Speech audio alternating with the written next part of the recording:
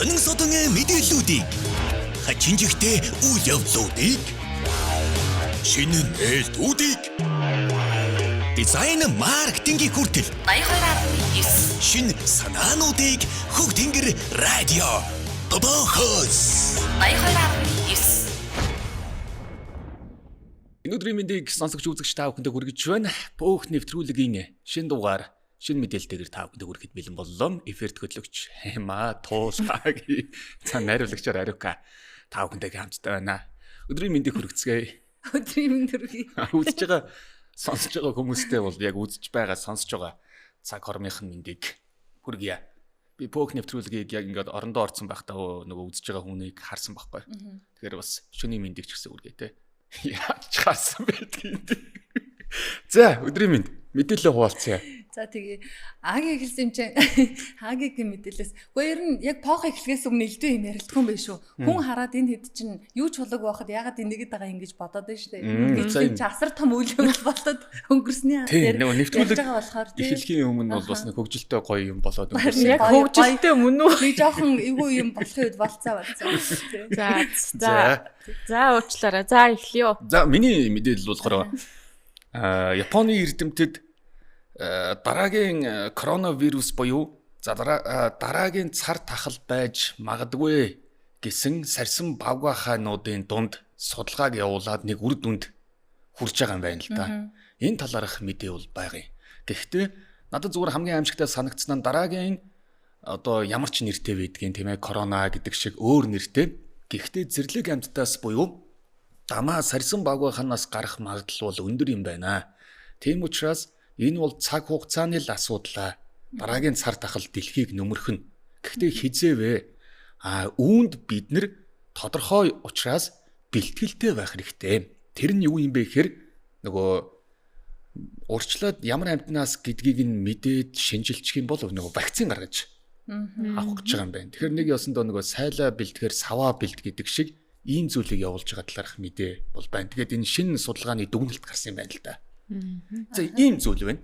За Япон гэхээр за яг үний юм судлаад вакцины амжилттай болох гэсэн найдвар надад байна. Япон гэхээр ихтгэл төрөөд байна. Худлаа санагдаад байна гэж хэлж байгаа болоо гэж бодлоо шүү. Үгүй энд бас Японд болсон нэг үйл явдал байна. Гэхдээ яг энэ мэдээллүүд бол нэлээд газар авсан. Гэхдээ энэ бас саяхны үйл явдал. Япон улсад 25 настай эрэгтэй утсаа байнга ширтснээс болоод өвчтөй болж байгаа тухай. Тэгээд Японы ангаах ухаан, шинжилгээ ухаан ч хөгжсөн байгаа шүү дээ. Тэр хүртэл одоо маш хэцүү байгаа энэ мэдээллийг дэлгэрүүлж ярина. Тэгээд бид нар бүгдээрээ хамаатай. Хэдийгээр 20 нас хүртлээр гар утас үзээгүй ухаалаг утастай би бол баг байгаагүй шүү дээ. Тэр үед 33 10-тай л байсан баг. Тэгээд одооны хүүхдүүдийг бодохоор яана гэсэн бодол надад төрөөд байгаа. Тэгээд энийг одоо гар утастай холбоотой л мэдээлэл юм да. 25 нас хүртлээр ухаалаг утастай байгаагүй. 20 нас хүртлээр ухаалаг утастай байгаагүй шүү дээ. 33 10-тай л байсан. Тэр ч тэгээд тухайн үедээ бас ухаалаг л байсан баг та. Утас л байсан баг та. Гэхдээ халаасан дотроо карман дотроо мессеж чиж чаддаг байсан шүү харахгүйгээр. Тэр чинь айгүй давуу тал байдаг гэсэн юм. Харахгүйгээр мессеж чиждэг байсан шүү. Өөр ингэ гарт олсон тавьчихсан. Мэдрэгддэг учраас тий. Тийм. За ийм мэдээлэл. Туулын мэдээлэл. Заагийн өмнөх халаасан нэрээ өвөл бол ингэ карман дотроо мессеж явуулдаг байсан. За нэрээ тэгэхээр бас амар юм аа. Би болохоор миний мэдээ болохоор юу байгаль орчинтой холбоотой мэдээ бэлдээд ирсэн. Бас л бидний бодууштай анхааруулжтай нэг мэдээ байгаа юм. Тэгээд одоо энэ орчлон ороод ирэх юмнууд өөрчлөгдөж байна. Бидний нөгөө хэрэгэлдэг юмнуудаас болоод нөгөө амьтад бид нар чинь дэлхий дээр хүн ганцаараа биш амьтадтай зэрэгцээд өчнөө олон байдгал одоо юу гэдгийг тэг нөгөө амьд биетүүд амьдарч байгаа. Тэгсэн чинь тэднэрт бид нар гай тариад байна. Тэгээ энэ талаар нэг мэдээ бэлтгэсэн. За тариад аги дээр ирлээ. Тэгэлээ ерөнхийдөө байгаль орчин амьтадтай бас холбоотой мэдээлэл бол явчлаа шүү дээ тий. Нэг нь бол одоо энэ цагийн бас л бид нар чи амьтан биз дээ хүний талаар ярих гэж байгаа юм чинь тий. За Токиогийн сургуулийн судлаачдын баг шин цар тахал дэгдэх магадaltaй вирусыг олж илрүүлэхийн тулд Вьетнам улсын нэг өсөндөө ийм зэрлэг сарсан багвахануудыг судалж эхэлсэн байна л да. Аливаа нэгэн цар тахал бол зэрлэг амьтдаас л үүдэлтэй байдаг гинэ. За тэгээ коронавирусыг бол одоо Японы эрдэмтэд буюу дэлхийн ингээ эрдэмтэд бол сарьсан багваханаас үүдэлтэй одоо цар тахлаа гэж зүгээр таамаглаад байгаа штэ тий. Зарим нэгэн таамаг бол юу гэдгийг лабораторийн аргаар гаргаж авсан ч гэдэг юм уу те олон хардлага сэрдлэг байдаг. Эрдэмтэд болохоор сарьсан багвахнаас гарсан гэдэг таамагт нь илүү итгэдэг юм байна. За тийм учраас энэ Токиогийн их сургуулийн профессороор ахлуулсан одоо эрдэмтдийн баг энэ одоо Вьетнамын эрдэм шинжилгээний хүрээлэнгийн бас эрдэмтдтэй хамтраад нэг ясандаа бүр зэрлэг байгальд нь гарч байгаа. Тэр зэрлэг сарьсан багвахных нь одоо бүх зүйлийг нь судал шинжилж байгаа юм байна л да.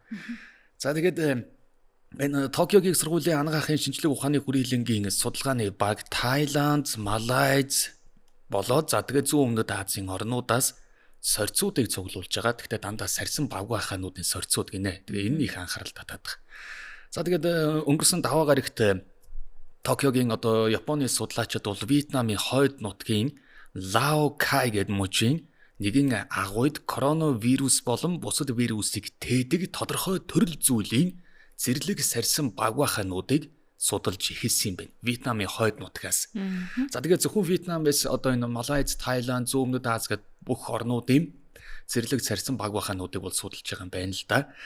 За Вьетнам дахь лабораторид эдгээр цуглуулсан сорьцуудыг шинжилээд ямар нэгэн одоо ямар төрлийн эмгэг төрүүлэгч байгаа. За тэдгээрийн аль нэг нь хүнд халдах боломжтой эсхийг нь тогтоох юм зорилготой байна. За тэгээд цуглуулсан мэдээллийг мөн вакцин им гарган авахд ашиглаж болно гэдэгт нэгэсэндээ эрдэмтэд маань таамагаал дэвшүүлээд яваад байгаа. Би нэг нэвтрүүлэг эхлэхэд хэлсэн нөгөө сайлаа бэлдгээр саваа бэлд гэдэг шиг дараагийн цар тахал бол одоо мэдхгүй те 10 жил үү 20 жил үү эсвэл 10 жил дотроо юу ямар ч гэсэн энэ бол гарах нь тодорхой. Тэр дундаа зэрлэг амьтдаас магадгүй дахиад сарьсан багваханаас коронавирус шиг цар тахал гарахад бид нэр бэлэн байх ёстой юм байна. Тэр дундаа энэ Азийн бүс нутагт амьдарч байгаа зэрлэг сарьсан багвахануудыг илүү судлах нь магадгүй биднэрт илүү ашиг тустай байх болов гэж байгаа юм байна. Харин Европын эрдэмтдийн баг болохоор би нөгөө юуг уншижсэн юм а бас нэг эрдэм шинжилгээний тайланг тэгсэн Европын эрдэм шинжилгээний одоо баг хамт олон эрдэмтэд бол илүү нөгөө мөнх цэвдэг хайлж байгаа. Хойд мөсөн далайн мөнх цэвдгүүд хайлахад тэрний доор байгаа одоо маш олон одоо хөлдөж өгсөн 40 мянган жилийн өмнө амьдарч байсан амьтдын одоо үлдэгдэл нь гисхийн бол түүнээс шалтгаалсан маш хүчтэй төрлийн цар тахал гарч магадгүй гэсэн бас таамгийг дэвшүүлээд Европын эрдэмтэд бол илүүтэй тэр хойд одоо туйлын тийшээ анхаарлаа хандуулж байгаа юм байл л дээ. Тэдгээрт одоо мөнх цэвдгийн дороос юу гарч ирэх бол гэдэг дээр илүү анхаарлаа хандуулж байгаа бол Азийн эрдэмтэд илүүтэй одоо энэ сарьсан багвахаа гэдэг төрөл зүйл рүү анхаарж байгаа юм. Ягаад тэгэхээр саяны хэдхэн жилийн өмнө одоо дэлхийг ингээд нөмөрсөн цар тахал бол Азийн орноос гарсан.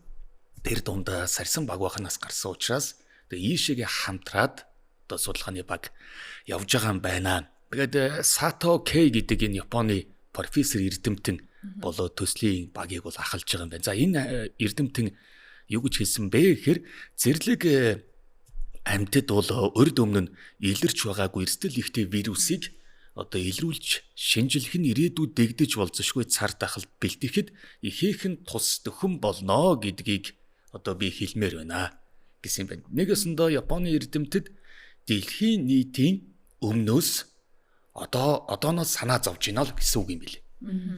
Тэгээ ийм бас нэг цоошин судалгааны баг, цоошин судалгааны одоо таамаг, за тэгээд шинжилгээний сорьцууд, зарим нэг нь бол эхнээсээ гараад эхэлсэн, зарим нэг нь бол гарч амжаагүй бүрэн гүйцэд сорьцууд бол судлагдаагүй байгаа. Гэхдээ эдгээрийг судалж шинжилж яагаад бид нар дэлхийн нийтэд бол одоо хариугаа бидний таамаг үнэн байсан уу, худлаа байсан уу гэдгийг зарлнаа гэсэн юм байлээ. Энэ сарьсан багвахаа гэж их сонио амтай юм аа. Тэгэхэд их нууцлаг, тэгээд их хортой юм шиг хэрнээ тэгээ бас гайгүй хүмүүст бас нэг ач холбогдолтой ч юмнууд их байдаг амтай юм аа. Энэ сарьсан багвахааг хаасаагүй хүмүүс их ярих юм. Сарьсан багвахаа хэрэг надад авдаг хүйтэн зөвүүн санагдаад байдаг шүү дээ. Кинон дээр ч гэсэн дүрслэгдэхдээ Сарсан Багвахаа нэг айхтар эерэг сайн тал дээр ч дүрслэгддэггүй хүүхэлдэйн кино ер нь нэг жоохон домгийн хувьд ч гэсэн эвгүй байдаг юм шиг санагдаад байдаг. Тэгээд дээрэс нь энэ Азийн орнуудад амьдардаг Сарсан Багвахаанууд ер нь эрсдэл өндөртэй байдаг юм шүү дээ гэж би яг уу одоо ер нь анзаарсан шүү дээ. Одоо хятад амьдардаг Сарсан Багвахаа. За тэгээд энэ Таиланд, Малайз гэдэг энэ Азийн орнуудад амьдарч байгаа зэрлэг Сарсан Багвахаанууд руу яагаад төлөхгүй ийм цар тахал вирус гарч магадгүй гэдэг ийм ач холбогдол өгöd байгаа юм бол тэр нь болохоор энэ байрлал газар зүүн онцлог энтертэй холбоотой байдаг юм болов уу гэсэн нэг ийм надад бас нэг ийм зүгээр таамаг төрсөн. За цар тахал гэсэн чинь амар санагдчихэйна. Корона ч одоо юу боллоо одоо дэлхийн нийтийг хамраад хүн болгоныг айлгаж чадсан, хангалттай хохиролд учруулсан. Тэгээд ийм муу юм холуур байх болтугай. Гэхдээ эрдэмтэд бол зүгээр энэ цаг хугацааны л асуудал. Гэхдээ бид нар одоо нэг ясандаа одооноос ингээд бэлэн байх хэрэгтэй гэдэг зүйлийг л ярьж одоо миний өмнөөс одоо имагийн өмнөөс туулагчийн өмнөөс ч юм уу нэг өстө Японы эрдэмтдийн баг ажиллаж байна л гэсэн үг байхгүй юу? Тэгээ угаасаа нэг вирус гарахад ганцхан Япон, Хятад, Монгол гэхгүй л юм шүү дээ. Болж байгаа юм чинь тий. Тэгээд нөмрөөд авж байгаа болохоор одоо чадaltaй төрүүлээд нэг судал шинжилээд хийж байгаа нь сайхан санагдаж байна бас яг хөө нэг талаараа. За Агийн мэдээлэл болцсон уу? Тий ингээ Японы эрдэмтдтэй баярлаа. За баярлаа. За дараагийн мэдээлэл одоо сүүлийн үед ухаалаг утсанд донтогсод маш их байна. Бид нар ч бас би ч бас нэг төрлийн донтогч хэдэн минут тутамд уцаа гаргаж ирдгээ бодох юм бол өдөрт хэдэн цаг уцаа барьдгаа бодох юм бол бас л хөөрхөн чамгүй цаг гарч ирнэ гэж бодож байна. Тэгсэн чинь Японд 25 настай эрэгтэй уцаа байнга барьж тоглодог байснаасаа болоод утсан донтсноос болоод одоо хүзүүн шохоожоод хазаагаад толгоо унжих синдром гэдэг өвчнөөр өвдсөн байна. Толгоо унжих. Тэгээд тэр нурууны ард талын хүзүүний ард талын тэр ясна ингээд төвийгээд бүр ингээд томбоогоод гараад ирсэн.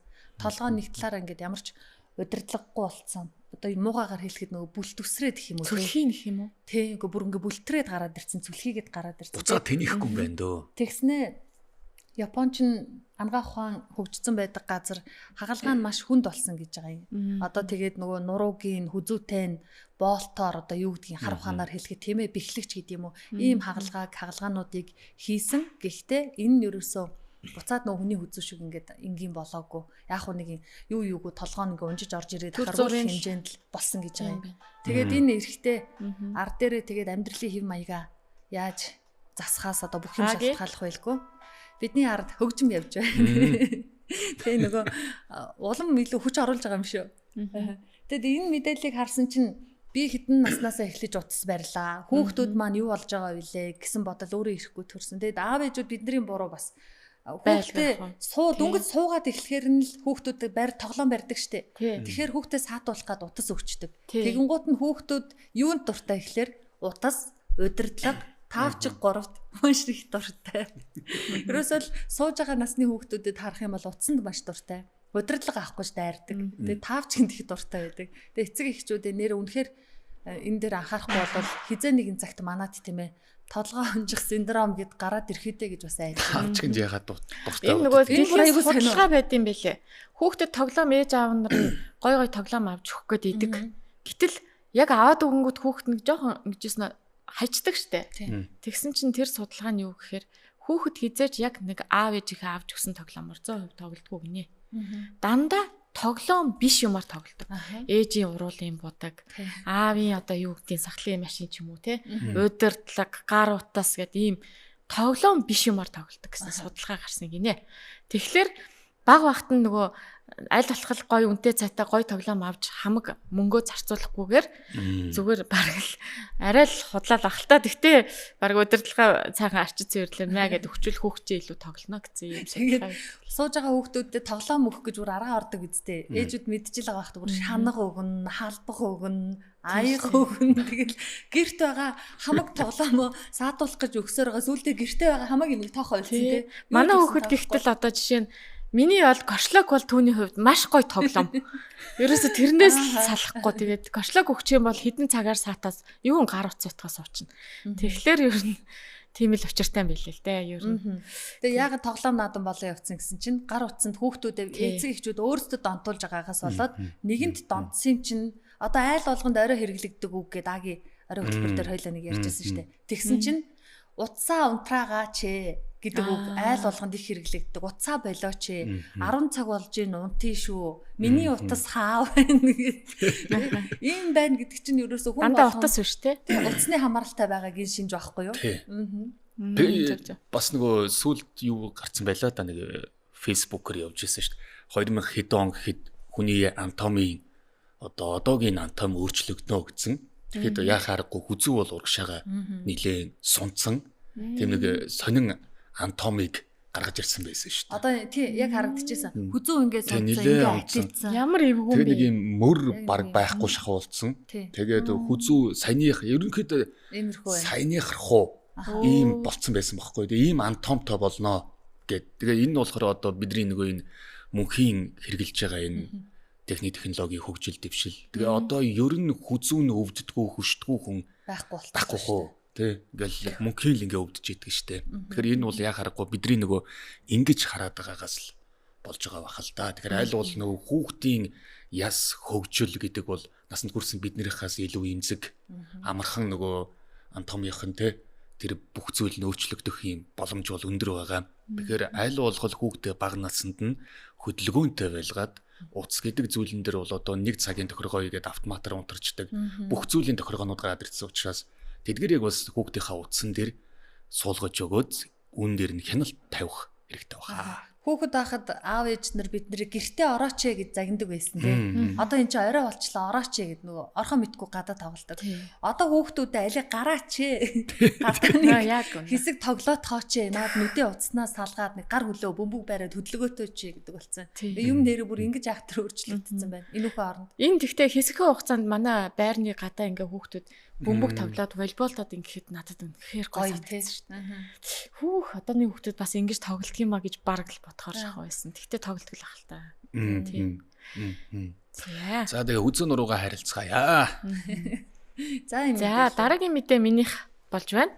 За миний эвэлцэн мэдээ болохоор Австралийн нэгэн арал дээрх шувууд хуванцраар одоо гидсээ дүүргээд тэгээ ингээ дээрээс нь жоохон ингэхээр шажигнаа дуурайд байдаг ийм мэдээтэй орж ирлээ.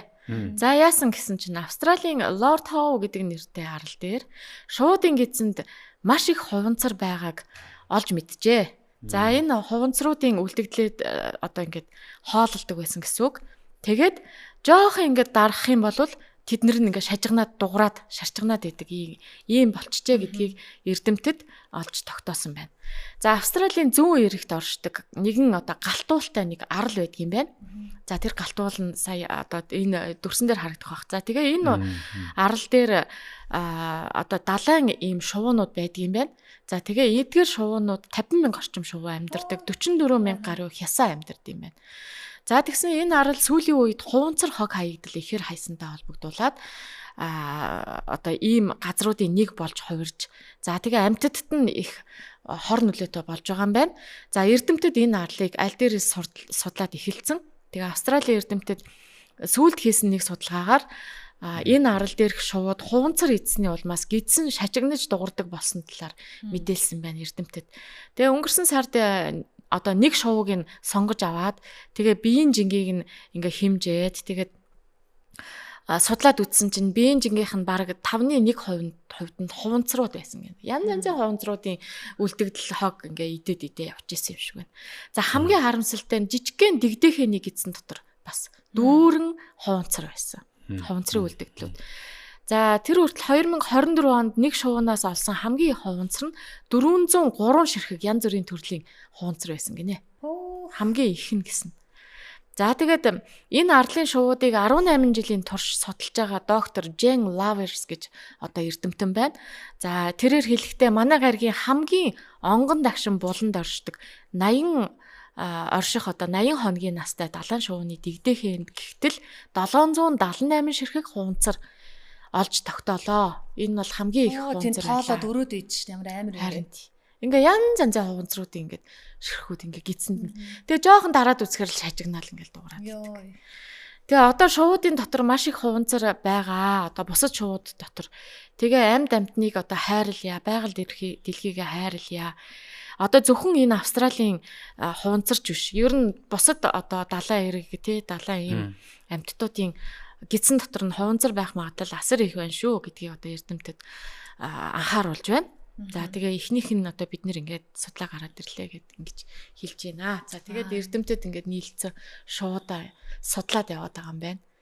Тэгээ хамгийн муухай нь одоо жоохон дэгдэхэрний гидсэн дотор хүртэл янз бүрийн хаягдлууд, хуунцрын хаягдлууд байна. Тэгээ ингээд дарахаар шажигнаад ямар амар хэрэг вэ? Дарахаар шажигна гэдэг чи одоо бүр тоглоом шиг болцсон биз дээ. Дүүрсэн байл гэсэн үг л дээ тий. Хуунцраар дүүрсэн учраас л дуурайд байна л да. Бид нар нөгөө нэг хит их ус уучаар бид нар гэсэн хевлүүдэрээ дарж байгаа давангууд ус дуурдаг шүү дээ. Тий. Тэр чинь нөгөө дүүрсэн учраас дуурайд байгаа юм л. Тэгэхээр дүүртлээ идэж гин гэж дүүртлээ идсэн байна л да. Тэгээ нөгөө тал дээр бол хоол хүнс олдохгүй байна тий. Одоо мэдхгүй яагаад идсэн. Тэгээд өнгөлд нь хурдчих юм болов уу хоол хүнс элбэг байвал хуунцар идмээргүй. Нэг бол идж байгаа хоол хүнсэнд нь хуунцар өөрөө байгаад байна уу? Тэр талаар бол бичээг байгаа энэ мэдэн дээр. Тэгэнгүүтээ яах вэ? Энэ идчихэд гол нь гадагшлуулж чадахгүй байгаа байхгүй. Хуунцар чинь яг шингээх юм тий. Тэгэл улам нэмж идээд ахаар бүр ингээд дүүрээд тэг бүр өрөвтчлөө энэ олон шоу. Сая бас ийм мэдээлэл ороод өглөө хөтөлбөрөөр хоёлаа ярьж байсан. Хөхтөнгөр аажигийн далай ус тэр чихтэй одоо энэ хуунцар үүрмэгний банк болсон тухай. Тэгэхээр нөгөө ирэг дээр байгаа шувуунууд төдийгүй далаа ус ингээ бүр банк гэхээр амар гастай. Тэгсэн чинь яваандаа хэрвээ эндээ анхаарал тавьж ямар нэгэн гаргалгаа гаргахгүй болвол далайн экосистем өөрчлөлтөнд орно гэж байгаа юм. Тэгээд тэр далайн өөрчлөлтөнд орно гэдэг чинь ерөөсөө ингээл дэлхийн нийтээрээ бүр тэр чигийн л асуудал болно. Тэгэхэд энэ бас амар санагдаж. Зүгээр хараа далаад хуванцрын үүрмэг байгаа шүү гэж хэлжүүлэх хүн өө тийм үү гэд өнгөрч чинь. Тэгсэн чинь далаа бол тэр чигтээ хуванцрын үүрмэгний банк болсон гэсэн чинь амар санагдаж. Тэгэхээр энэ шувууд идэх нь аргагүй юм. Тэр байтугай тэр далай доторх амьдарч байгаа заагаас амтангууд бас идэх. Одоо өнгөж байгаа шүү тий. Тэр нөгөө бичил хамгийн жижиг бичил биет нь өөрөө хуванцар ингээд байгаа. Тэгээ хуванцрыг нь загсны идэ загсыг нь шуун идэхээр ингээд ердөөсөл нөгөө бие биендээ тийм. Тэр загсыг нь хүн чидэн шоуч идэж одоо юу гэдгийг биендээ вирус халдаана гэдэг шиг зүгээр л ингээд энэ хуванцраар бол дүүрчлээ шүү дээ тий. Тэгэхээр бид нар ч гэсэн хүмүүс ч гэсэн бас тийм судалгаа байсан шүү дээ. Бидний идж байгаа ууж байгаа юм дээр бол тодорхой тооны хуванцруудыг бид нар идээд байна. Бид нар ууж байна гэд одоо бас нэг тийм мэдээлэл явж байсан. Тэгэхээр бидний нөгөө сав баглаа бодол гэдэг зүйлэн дээр анхааралтай хандахгүй бол хүмүүс ч гэсэн өөрсдөө ингээд хуванцар иддэг болцсон гэсэн нэг зүйлийг нь уншижил байсан юм байна. Одоо бидний өдөр тутамд нөгөө ажил руугаа авч явдаг хуванцар савнууд байна. Тэд нар чинь бас үүрмэгтэй байдаг те. Тодорхой нь ингээ ханаа хуурж байдаг. Янз бүрээр байдлаар бид нар идэж гинэ гэсэн үг. Бас тэрийгээ бид нар хэрэглээд яах вэ? Хаяа. Хаяад тэр чинь хаашаа явж байгаа юм бүү мэд. Айгүй бол тэгэл байгальд шингэхгүй тэгэл хаанигтай хаягдал нэг амтын идэл явж байгаа байна. Ихэвчлэн хөдөөгөр явж байгаад хуванцар шанагнууд байгаад идэг штэ. Тэр хуванцар шанагыг бүр ингээд хичнээн жил хэргэлдсэн. Тэгэнгүүтээ улаан өнгөтэй шанаг бүр ямар өнгөтэй нь мэддэхгүй болтлоо гандцсан. Яг нөгөө халцраад галгар уутан сүрдийцэн. Тэр чинь тэгэл халуун хүтэн сүү хоол бүхнийг самраал ерөөсөө хаашаа орж ийн үхэр бидний ходоодонд л орж байгаа байхгүй юу. Тэгээ нөгөө шанаг яриад ирэхээр юу шанаг ярих завтай ин гимээр юм шиг боловч энэ цаагаараа бүр тэгснэ зүгээр ингээд будаг шохоо хийдэг савнд бас ингээд усаа зөөдөг үнэгээ саадагч байд юм уу.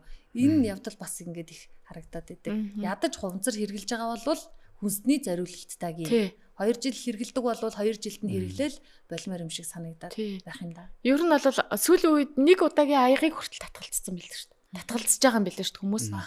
Ягаад тэгэхээр нэг удаагийн аяг чи айгүй их хог хаягдл үүсгдэг. Тэгэхээр бүр нэг удаагийн хийгч татгалзаад хуучин цагт бол нэг удаагийн аяганд хэрэглээд бас эко энтер гэж ярьдаг байсан цаасаа аяг энтер гэсэн. Одоо бол бүр болж байгаа юм байна. Тэгэхээр ер нь л байгаль дэлхийдээ ээлтэй одоо минимал амьдрна гэдээ яриад байдаг болсон тий. Минимал амьдрцгаая л гэж ер нь дэлхийн нийтээр уриалаад байгаа юм байна шүү. Манай Монгол уламжлалт чинь уг нь бол хизээнээсээ хүн болгон аягны ууттай, хүн болгон аягтай, тийм модон аягтай, халбахтай, савтайгаа ч юм уу ингээд бүсэндээ эрэгтэйчүүд нь бол ингээд уяатай л байж идэг. Тэгэл аягны уутнаасаа гаргаж ирээл өөрөө өөртөө л тэрэндээ хоолоо идэж уудаг. Ийм уг нь соёл уламжлалтай хүмүүс шүү дээ тий. Вирус ч халтахгүй. Тэгээ юу нэр хеликобактер үстэй. Тий шүү дээ. За тэгээд нөгөө бидний өөрсдөө хүн төрлөختөн өөрсдөө энэ хог хаягдлыг үүсгээд байглаа гэж самраад байх юм бол тэгээ нэг л мэдхэд өөрсдөө самруулах. Яг үнэ. Самруулаад хүндрэлтэн дуусах байх. Тэгэхээр дахиад нөгөө аял зугаалгын цаг ирж байна. Тэгэхээр та бүхэн байгалаа хайрлаарай. Мөн өөрсдийнхөө одоо хоолоогоор давж байгаа бүх зүйлэнд эдэлж хэрглэж байгаа бүх зүйлэн дээрээ одоо анхааралтай, болгоомжтой, ийм мэдлэгтэй, мэдрэмжтэй байгаараа хамгийн гол нь байгалаа хайрлаарай гэж хэлье. За ингээд өнөөдрийн Похын энэ удаагийн дугаар энэдэр эхлээд тэгээд нэг юм жоох имзгэлмээр зүйлээр дууслаад ихтэй ингээд та бүхэндээ бас дахиад дамжуулан анхааруулъя те. Хог хаягдлыг битгий байгальтай хаяараа. Тэг өнөөдрийн эфир зохиотлогч Туул Эма Агийн наривлагчаар ариук ажиллан байгаль их дэлхийд хайртай байцгаая мөн Похтой хамтдаа байгаарай. Түр баяртай. Баяртай. Хүүхдийн гэрээ радио.